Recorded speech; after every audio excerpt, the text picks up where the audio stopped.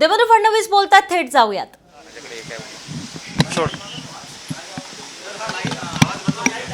आमच्याकडचा नाही कुठला आहे रे आवाज?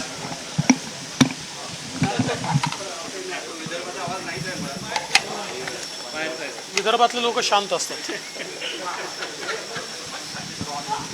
हो नाही रे, बाकीचे लोक फक्त घाबरून असतात. सर, मुख्यमंत्री उद्धव ठाकरे यांनी राज्यपालांना पत्र लिहिलेलं आहे.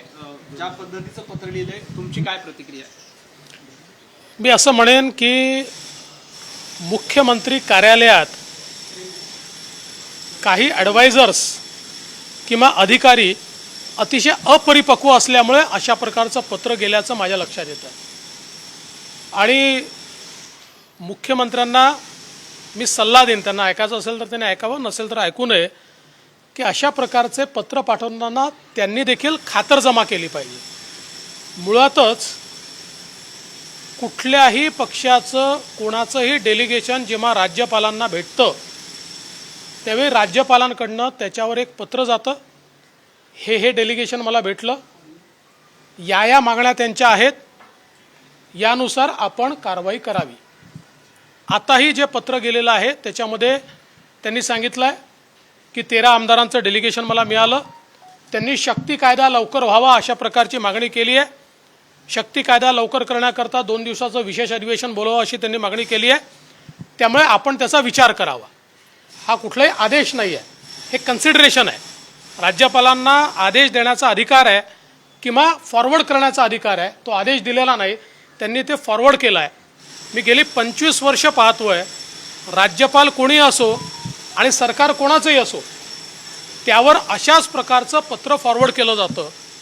मात्र ही जी काही अपरिपक्वता या ठिकाणी मुख्यमंत्री कार्यालयाने दाखवली आहे, 7 दिवस रिसर्च करून वेगवेगळ्या राज्यांचे आकडे घेऊन अशा प्रकारचं पत्र पाठवण्याच्या ऐवजी राज्यातल्या पोलिसांना कडक कारवाईचे आदेश दिले असते आणि शक्ती कायद्यावर लवकर निर्णय करण्याचा विचार जर झाला असता तर ते अधिक संवेदनशील दिसलं असतं. परंतु अशा प्रकारे त्याला राजकीय रंग देणं हे अतिशय अयोग्य आहे आणि हे अपरिपक्वतेचं परिचायक आहे.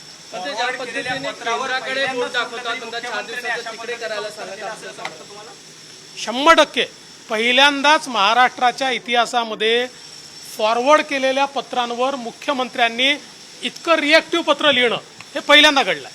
आणखी एक ओबीसी आरक्षणाचा मुद्दा परत एकदा आला आणि राज्यपालांना जो अध्यादेश दिला तो कायद्याच्या कचाट्यात अडकण्याची शक्यता आणि राज्यपालांनी त्याच्यावर फेरविचार करावा असं सरकारला सांगितलंय. त्याच्यावर तुमची काय प्रतिक्रिया? मी त्याची माहिती घेतली. मुळात ज्यावेळेस हा ओबीसी आरक्षणाच्या संदर्भातला अध्यादेशाचा प्रस्ताव राज्य सरकारच्या लॉ अँड ज्युडिशरी डिपार्टमेंट पुढे गेला, त्यावेळी लॉ अँड ज्युडिशरी डिपार्टमेंटने त्याच्यात असं लिहिलं की हा मुद्दा प्रलंबित असल्यामुळे सुप्रीम कोर्टात त्यांच्या परमिशनशिवाय असा अध्यादेश काढता येणार नाही. आता ज्यावेळेस असं लॉ अँड ज्युडिशरी लिहितं त्यावेळी जर तुम्हाला अध्यादेश काढायचा असेल तर त्याच्यावर एजीचं ओपिनियन घेऊन लॉ अँड ज्युडिशरीनी मांडलेला मुद्दा कसा चुकीचा आहे हा त्या ठिकाणी एजींच्या माध्यमातून तुम्हाला ते ओपिनियन घ्यावं लागतं आणि त्यानंतरच त्याच्यावर अध्यादेश निघतो. अन्यथा अशा प्रकारचा अध्यादेश 5 मिनिटात कोर्ट स्थगित करू शकतं. मात्र राज्य सरकारने स्वतःच्याच लॉ अँड ज्युडिशरी डिपार्टमेंटनी ज्यावेळी त्याच्यावर अशा प्रकारचा शेरा लिहिला त्याच्यावर कुठलीही ओपिनियन न घेता, कारवाई न करता किंवा ते ओव्हररूल न करता थेट अध्यादेश काढण्याकरता ती फाईल ही माननीय राज्यपालांकडे पाठवली. त्यावेळी माननीय राज्यपालांनी ते जे ओपिनियन आहे जे महाराष्ट्र सरकारच्या लॉ अँड ज्युडिशरी डिपार्टमेंटने दिलं आहे की अध्यादेश टिकणार नाही, ते अधोरेखित करून याच्यावर काय उपाय आहे हे तुम्ही मला सुचवा असं त्या ठिकाणी पाठवलेलं आहे. म्हणजे राज्याच्या हिताचं पाठवलं आहे, ओबीसी समाजाच्या हिताचं पाठवलं आहे. अन्यथा ओबीसी समाजाची फसवणूक होईल. दाखवण्याकरता अध्यादेश काढायचा आणि तो सर्वोच्च न्यायालयात किंवा उच्च न्यायालयात 1 मिनिटात स्थगित व्हायचा असं न होता त्याची सगळी प्रोसिजर पूर्ण करून ती फॉलो करून मग अध्यादेश निघावा याकरता त्यांनी क्वेरी केली. त्या क्वेरीचं उत्तर देण्याच्या ऐवजी महाविकास आघाडीतले मंत्री हे ज्या प्रकारे त्याच्यावर रिॲक्शन देत आहेत याचा अर्थ त्यांच्या मनामध्ये ओबीसींना फसवणं आहे, केवळ दाखवण्याकरता हे करायचं आहे. त्यामुळे असं करू नका, त्याचं उत्तर द्या आणि आवश्यकता असेल तर आम्ही देखील राज्यपालांकडे तुमच्यासोबत यायला तयार आहोत, आम्ही त्यांना विनंती करायला तयार आहोत. पण फसवणुकीचा अध्यादेश नको, अध्यादेश टिकला पाहिजे असा त्या ठिकाणी काढला पाहिजे. त्यामुळे राज्यपालांनी जी काही क्युरी केली आहे ती राज्यपालांची नाही, तर तुमच्या लॉ अँड ज्युडिशियरी डिपार्टमेंटची आहे. ती क्युरी सॅटिस्फाईड करून पुन्हा एकदा ती फाईल तुम्ही त्या ठिकाणी पाठवा आणि अध्यादेश काढा, अन्यथा ती ओबीसी समाजाची फसवणूक ठरेल. एकनाथ शिंदे असतील किंवा बाळासाहेब थोरात असतील, ते म्हणतात की राज्यसभेची निवडणूक ही बिनविरोध व्हायला हवी. त्यासाठी ते बोलणार आहेत भाजपच्या वरिष्ठ नेत्यांची अर्थात तुमच्याशी की बिनविरोध व्हावी यासाठी सहकार्य करावं.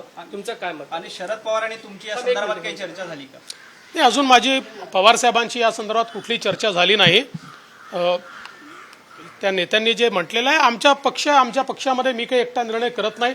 त्यामुळे आमच्या पक्षामध्ये जे काही पक्षाचं आमचं इथली कोर कमिटी आहे, त्या कोर कमिटीशी मी चर्चा करेन, त्याच्या आधारावरच निर्णय होऊ शकतील. आता तरी कोर कमिटीने लढवायचा निर्णय घेतला आणि त्यामुळे आम्ही फॉर्म भरलेला आहे. भाजपचं अंकांचं गणित जुळत नाही असं आहे, पण अशा स्थितीमध्ये मग भाजप का उमेदवारी लढते असाही सवाल महाविकास आघाडीकडनं केला जातोय.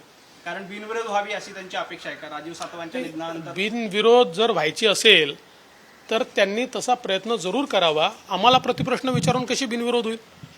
भारतीय जनता पक्षाने जर फॉर्म भरला असेल तर काही विचार करून भरला असेल.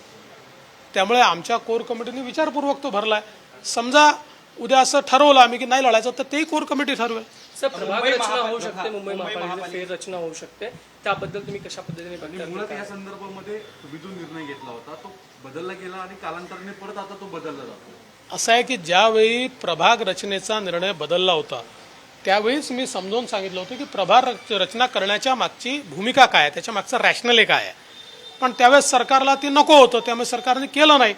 आता पुन्हा प्रभाग रचनेमध्ये त्यांच्यात विसंवाद आहे, 3 पक्षांची 3 मतं आहेत. निर्णय तर होऊ द्या, मग आपण रिएक्शन देऊ. देखिए, राज्यपाल जी ने जो पत्र लिखा ये रूटीन पत्र है. मैं ऐसा मानता हूं कि इसको दिया गया जवाब ये चीफ मिनिस्टर ऑफिस की इमैच्योरिटी दिखाने वाला जवाब है. क्योंकि राज्यपाल जी के यहाँ जब भी कोई निवेदन जाता है तो राज्यपाल जी उसको फॉरवर्ड करते हैं सरकार को और इसको कंसीडर कीजिए, इस प्रकार से वे एडवाइस करते हैं. उसी प्रकार से ये पत्र उन्होंने भेजा जिसमें बहुत साफ शब्दों में उन्होंने लिखा है कि 13 एमएलएज ने मिलकर मुझे इस प्रकार का पत्र दिया है. पत्र में उन्होंने ये मांग की है कि जो महिला अत्याचार के खिलाफ सख्त कानून, शक्ति कानून सरकार बनाना चाहती है उसको तुरंत बनाया जाना चाहिए. उसके लिए 2 दिन का विशेष अधिवेशन बुलाया जाना चाहिए. इनका पत्र और इनकी मांग मैं आपको कंसिडरेशन के लिए फॉरवर्ड कर रहा हूँ. ऐसा राज्यपाल जी का पत्र है. मैं पिछले 25 सालों से मैंने कई राज्यपाल जी देखे हैं और कई सरकारें देखी है. हमेशा जब भी इस प्रकार से कोई निवेदन देता है तो राज्यपाल जी इसी प्रकार का पत्र उसके ऊपर लिखकर भेजते. जिस समय हम सरकार में थे, मैं मुख्यमंत्री था, उस समय का जो विपक्ष यानी आज के कांग्रेस एनसीपी के जो लोग हैं ये बार बार राज्यपाल जी को मिलते थे.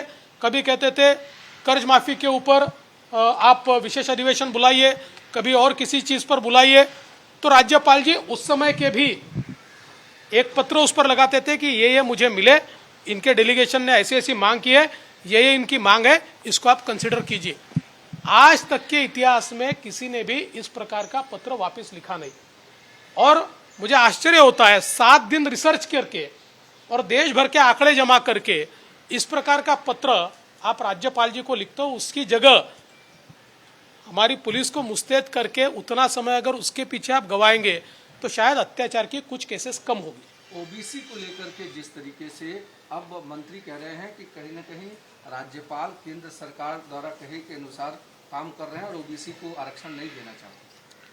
देखिए, ओबीसी के बारे में जो अध्यादेश राज्य सरकार ने राज्यपाल जी के पास भेजा था उसकी फाइल में स्वयं राज्य सरकार के लॉ एंड जुडिशरी डिपार्टमेंट ने लिखा था कि सुप्रीम कोर्ट के परमिशन के बिना इस प्रकार का अध्यादेश नहीं निकाला जा सकता, इसलिए इसको निकालकर कोई फायदा नहीं होगा.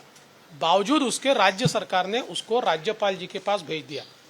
होना तो ये चाहिए था कि ऐसा कभी कभी ओपिनियन जब लॉ एंड जुडिशरी डिपार्टमेंट देता है तो फाइल एजी को रेफर होती है और एजी का ओपिनियन ये लॉ एंड जुडिशरी के ओपिनियन से ऊपर माना जाता है, वो अंतिम माना जाता है और उनके माध्यम से फिर उसके ऊपर जस्टिफिकेशन लेकर उस प्रकार से फाइल भेजी जा सकती है। तो ये सारी प्रक्रिया पूरी किए बिना एक प्रकार से ओबीसी को गुमराह करने का, उनको फंसाने का काम ये सरकार कर रही थी। जो अध्यादेश तुरंत स्टे हो जाता है, ऐसा अध्यादेश भेजा था, राज्यपाल जी ने उसको वापस नहीं भेजा, उस पर क्यूरी करके भेजा है कि अगर लॉ एंड जुडिशरी का इस प्रकार का कहना है तो इसका काउंटर क्या है, इसके साथ फाइल मेरे पास भेजो। ऐसा राज्यपाल जी ने किया, जो बिल्कुल सही है, जो ओबीसी के हित में है। ये सरकार में या तो किसी को कानून समझता नहीं है, या समझ नहीं लेना है, या फिर ओबीसीओ को केवल गुमराह करना है। राज्यसभा के चुनाव को लेकर के बीजेपी के जो भी उम्मीदवार हैं उसको लेकर के अब सरकार कह रही है कि विपक्ष को अपना विड्रॉ करना चाहिए और देखिए, भारतीय जनता पार्टी के कोर कमेटी ने चुनाव लड़ने का फैसला किया है। अगर नहीं भी लड़ना है तो इसका फैसला कोर कमेटी कर सकती है। हम लोग इसके ऊपर पूरा विचार करेंगे और उसके बाद इसका फैसला करेंगे। अभी तो हम लोग लढ रहे हैं, ऐसी परिस्थिती है। प्रवीण दरेकरांच्या विरोधात गुन्हा दाखल झालाय वक्तव्याप्रकरणी. तुम्हाला असं वाटतं की जाणीवपूर्वकमध्ये आधी नारायण राणेंच्या वक्तव्यावर गुन्हा, आता प्रवीण दरेकरांच्या? असं आहे की या सरकारला असं वाटतं की आमच्या नेत्यांच्या विरुद्ध गुन्हे दाखल करून भ्रष्टाचाराच्या विरुद्धची आमची लढाई ते थांबवू शकतात. त्यांना असं वाटतं की विरोधी पक्षनेते प्रवीण दरेकर यांना 2-4-5 गुन्ह्यांमध्ये जर आपण फसवलं तर आपल्या भ्रष्टाचारावर ते बोलणार नाहीत. आम्हाला संघर्षाची सवय आहे. 5 नाही 10 गुन्हे तुम्ही दाखल केले तरी देखील आम्ही त्या ठिकाणी बोलतच राहणार आहोत. फक्त माझी एकच अपेक्षा महाराष्ट्राच्या पोलिसांकडनं आहे. महाराष्ट्राच्या पोलिसांचं एवढं राजकीयकरण मी यापूर्वी पाहिलेलं नाही. म्हणजे अक्षरशः 2 सारख्या केसेसमध्ये सत्तारूढ पक्षाचा असेल तर गुन्हा होत नाही आणि विरोधी पक्षाचा असेल तर गुन्हा होतो. अशा प्रकारचं जे कार्य चाललेलं आहे हे महाराष्ट्राच्या हिताचं नाही आहे. महाराष्ट्र पोलिसांनी त्यांचं उत्तम असलेलं नाव हे जपलं पाहिजे. राजकारणामध्ये सरकारं येतात, सरकारं जातात, पण संस्थांचं राजकीयकरण जर झालं आणि संस्था कायदा सोडून राजकीयदृष्ट्या वागायला लागल्या तर त्यातनं त्या संस्थांचं नुकसान होतं. म्हणून माझी अपेक्षा आहे की महाराष्ट्र पोलीस आणि त्यांचे वरिष्ठ अधिकारी आपली जबाबदारी समजून वागतील. सर अनंत गीते यांनी जे वक्तव्य केलं होतं त्याच्यावर काल बोललो मी. त्या देशावर देवेंद्र फडणवीस यांनी आपलं मत मांडलेलं आहे. जो महाविकास आघाडी सरकारकडून आरोप करण्यात येतोय की राज्यपालांनी अध्यादेश परत पाठवल्याच्या बद्दल बोललं जातंय, मात्र अध्यादेशामध्ये काही तरतुदी आहे आणि त्यामुळे सुप्रीम कोर्टामध्ये हा अध्यादेश स्टँड होणार नाही, सुप्रीम कोर्टामध्ये टिकणार नाही आणि त्यामुळेच काही गोष्टी जर विचारल्या गेल्या तर त्यावर काय उत्तर द्यायचं असाच शेरा लिहून राज्यपालांनी तो अध्यादेश पाठवल्याचा खुलासा आता देवेंद्र फडणवीस यांनी केलेला आहे.